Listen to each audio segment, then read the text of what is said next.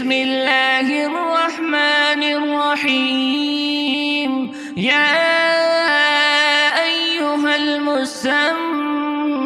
قم الليل إلا قليلا نصفه أو انقص منه قليلا أو زد عليه ورتل القرآن ترتيلا إنا سنلقي عليك قولا ثقيلا إن ناشئة الليل هي أشد وطئا وأقوم قيلا إن لك في النهار سبحا طويلا واذكر اسم ربك وتبتل إليه تبتيلا رب المشرق والمغرب لا إله إلا هو فاتخذه وكيلا واصبر على ما يقولون واهجرهم هجرا جميلا وذرني والمكذبين أولي النعمة ومهلهم قليلا إن لدينا أنكالا وجحيما وطعاما ذا غصة وعذابا أليما يوم ترجف الأرض والجبال وكانت الجبال كثيبا مهيلا إنا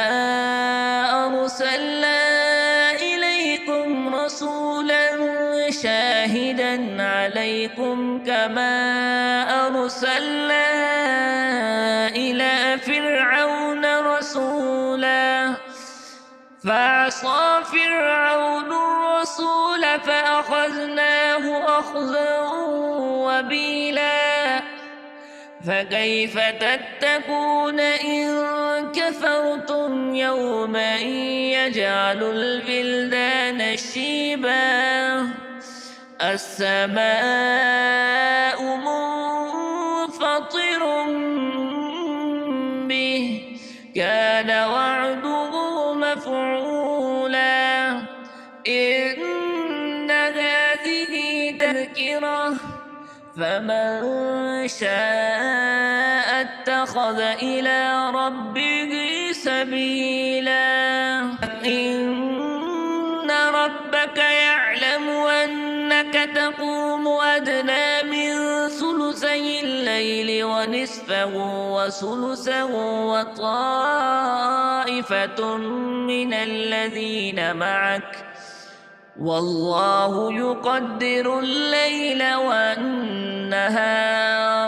علم أن لن تحصوه فتاب عليكم فاقرؤوا ما تيسر من القرآن علم أن سيكون منكم مرضى وآخرون يضربون في الأرض يبتغون من فضل الله وآخرون يقاتلون في سبيل الله فاقرؤوا ما تيسر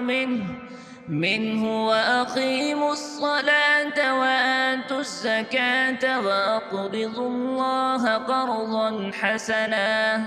وما تقدموا لأنفسكم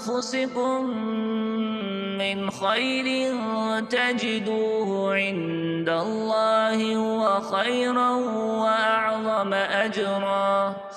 واستغفروا الله